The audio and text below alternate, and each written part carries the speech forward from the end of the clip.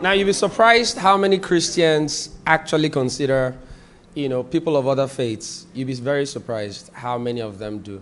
And it's perhaps because they've not sufficiently been taught the dangers of getting involved with people that you do not share the same faith with, or people who you do not share the same value system with. That is, even among those you share the same faith with, you need to be careful to check for value system, which is where the second question sort of comes in regarding Pentecostals and Catholics.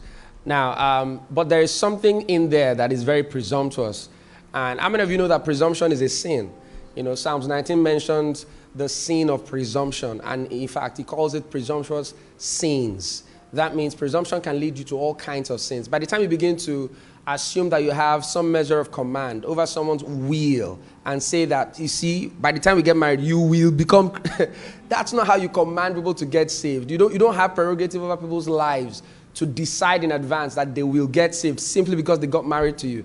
If they are not already saved and you are hoping that they get saved simply because they got married to you, you're being presumptuous. And so you're marrying the future version of them. You're marrying them in lieu of their salvation. And that's just very presumptuous. And it's also manipulative as well. So if they don't marry you, they can die and go to hell. Their salvation is more important than their marriage to you.